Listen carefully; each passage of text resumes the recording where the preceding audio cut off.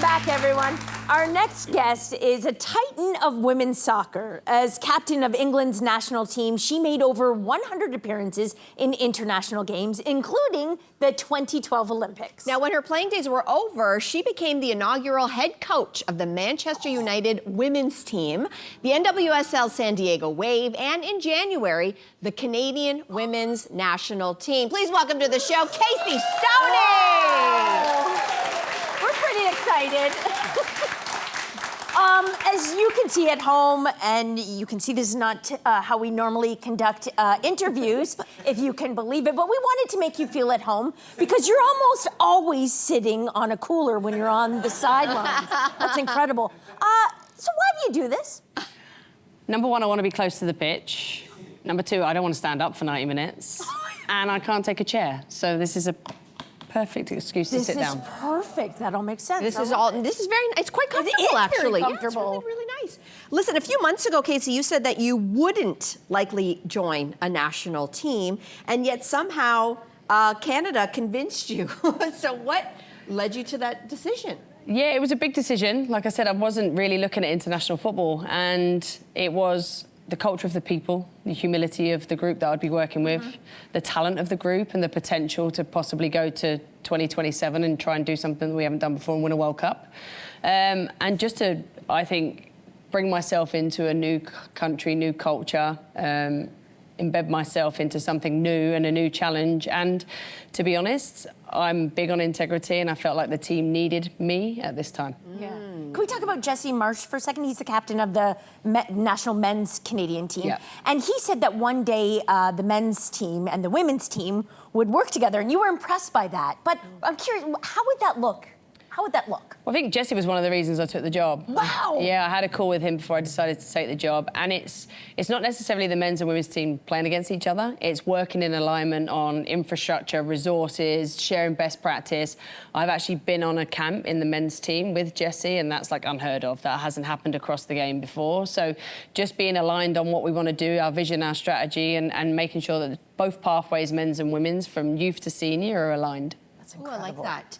Okay, you just mentioned integrity really quickly, Yeah. and you've spoken about this before, but the former women's national team coach, in case anybody remembers this in the news, was actually let go on the heels of the drone cheating scandal that went down at the Olympics. We may remember that. And you said that gaining trust with players, this is one of your first priorities. So how are you trying to regain the players' trust? I think it's about people. It's about building relationships. It's about getting to know the players, them getting to know me, creating a safe space. I'm not Canadian, very apparent. It's their team.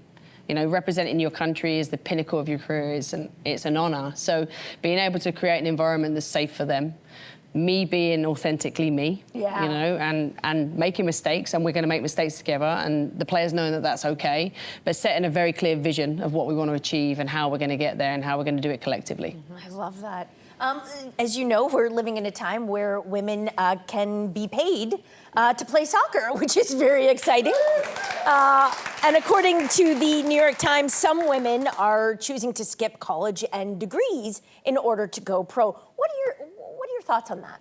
Well, I come from an era where we didn't get paid. Right. I always worked, I always had a job, and I feel really lucky to have done that. I actually think we should be doing both. I think education's so important. I think we can't play forever.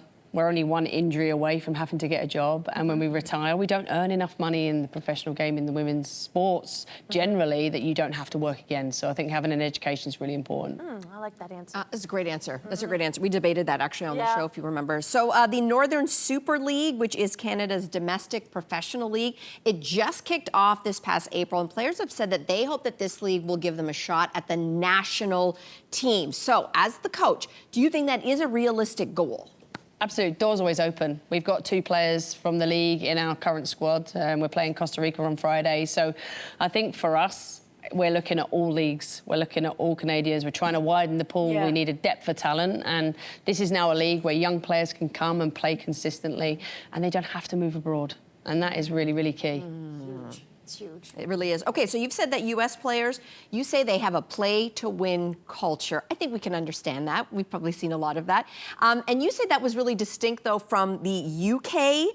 Players who needed a little bit more motivation. So then, okay, Americans, the U.K. players. So what about Canadian players? How would you describe them? I think there's definitely a play-to-win mentality, but there's a humility about them, a real humility. I think there's also a bit of like, let's stop apologising for like trying to win things. Let's make sure that we've got a mentality to compete and win. And I think I've been able to experience all cultures now, so I'm hoping that we can, bring that mentality into Canada. And they've won before. They've won Olympics. This is not new to this team, but it's about now trying to go to a World Cup and win. We've heard you say that you don't allow for furry strawberries on your team. What is that? So let me give you context. Yeah. So when you go in the fridge and it's mouldy, right? So it gets a bit of fur on it. Yeah, so like it looks moldy. the pint of strawberries. Yeah. You take that one out, right? So I relate that to like culture in my team environment and my characters. So if I have a person or a player in the environment that is a furry strawberry, maybe their behaviour's not befitting to the team. I'll have an intervention. I'll try and help them. I'll try and make sure that they're team-first mentality. If they're not, then I need to kind of remove the furry strawberry, take them out of the environment, because you must protect your environment at all costs. And I think negativities can spread. Yeah. And so can positivity. Right. So I want positive people in there. Okay, so let's talk about the strawberries without the fur. Yes. What kind of traits are you looking for in those berries? Well, those berries, they need to be hardworking first and foremost. To get to the top's hard. To stay there's even harder. They need to have humility in terms of, we've all got egos, but we need to leave them at the door. And we need to have a team-first mentality. As athletes, we're selflessly driven to get to where we want to get to.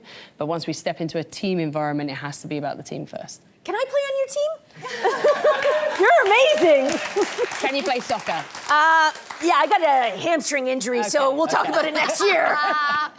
Listen, there's some big names I want to ask you about. Christine Sinclair, Diana Matheson. We know they each carry massive legacies for Canadian soccer. So how do you balance their legacy of play with this game that is also always evolving?